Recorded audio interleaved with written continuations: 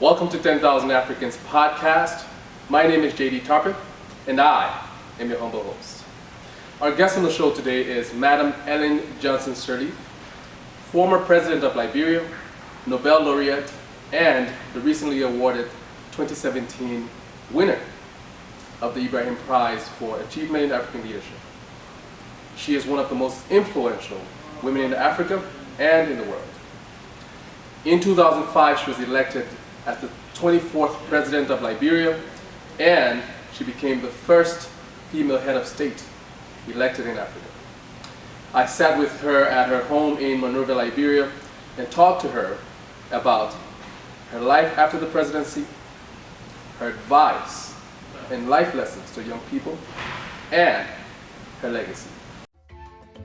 Do you know what the oldest African board game is? Probably called something else in your mother tongue, but on mobile we call it Kisoro. It is a strategy game that has been played in Africa for thousands of years. You can now play it for free on your phone, thanks to a student from Central African Republic who developed it to promote African culture. Just download Kisoro Tribal Game in the App Store and on Google Play. It is Kisoro Tribal Game, Kissoro. I've had high positions before, and I've lost high positions before. So I know how to move from high to low with a certain amount of grace and a certain amount of calm and satisfaction. So my only thing the next day was, how can I make sure, that I return to my life in a normal way, but at the same time, know that I still have a longer life and I must still contribute to the development of our country, to the promotion of women, to the protection of children.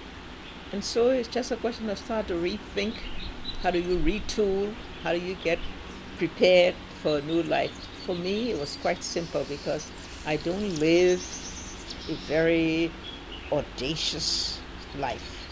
My lifestyle is very common, as people know. And so it was nothing for me to just adjust to just being, an eminent citizen, and that's what I am.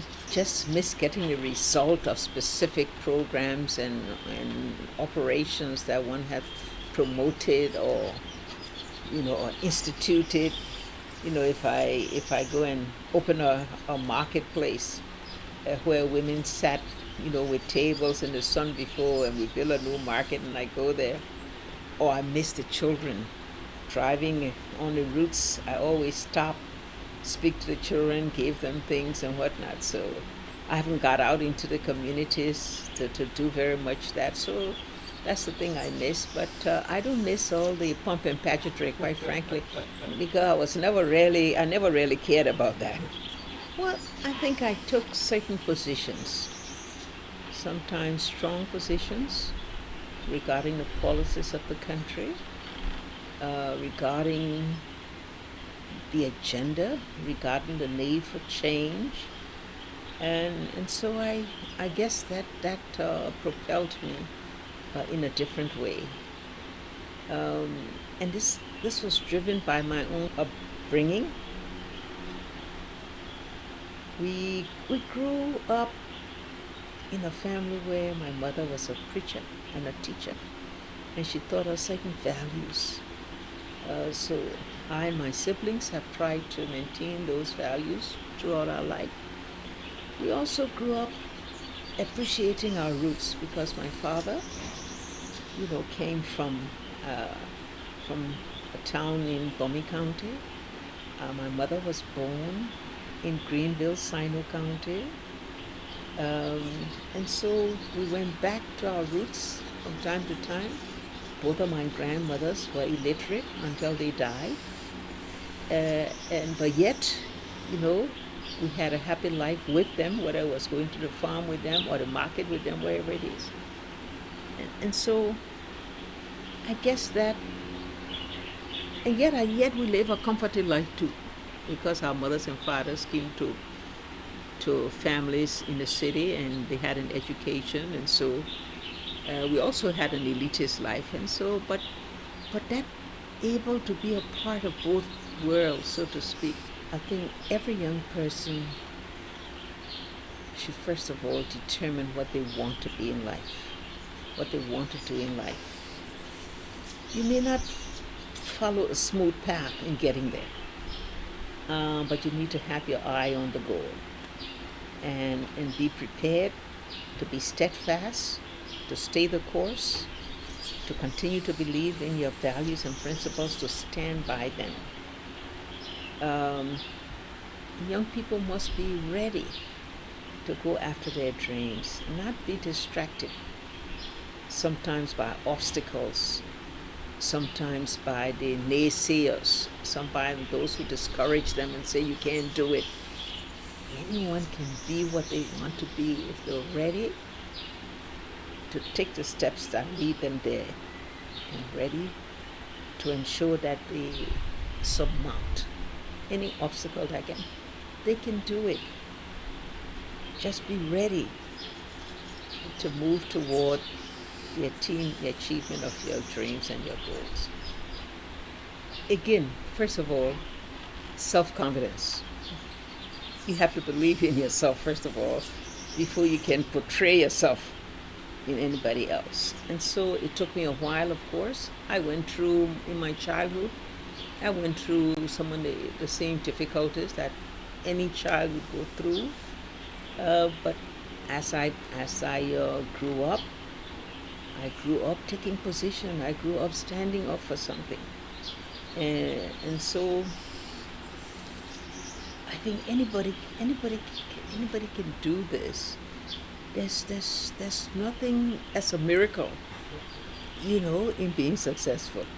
It's being ready to work hard at it and be determined for where you want to be.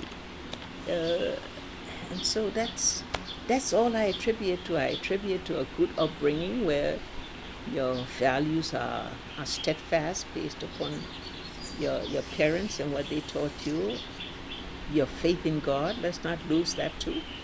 And your self-confidence that you can plot ahead, you can climb every rung of the ladder little by little by pursuing it and being steadfast and working hard at it. The legacy just evolves. I don't think when I was young that I said I'm going to be president. Of course not. What I did was, again, to do things that led me on the path. And some of the things led me in trouble. The fact that I took those positions landed me in jail. It landed me to go into exile more than once in my life. And I could easily have said, okay, I've done enough, let me now just go back. Or the times when I had really good jobs, look, my good jobs pay me a lot of good money. Let me just be comfortable in life. Well, I was never comfortable, I was always restless to do more, to get something done, to achieve another goal. And so that's the story. That's the story of my life. Like I said, it's no miracle. It's no. I'm a Presbyterian by birth, and there's predestination that Presbyterian believe in. God has already determined what you will be in life, and all of your movements are all dictated, by that. There may be something to that, but I think whatever is that destiny, unless you work for it, you will not get it. My legacy is I did what I had to do to make Liberia a better place.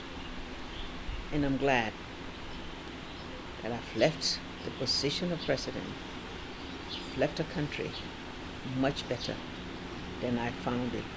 And the future of our children are now better than it was when I started. Thank you so much. That success belongs not only to me, it belongs to all the Liberian women and men who are steadfast in pursuing the goals that we wanted to bring about change to Liberia. And I think they are the change. They are the future.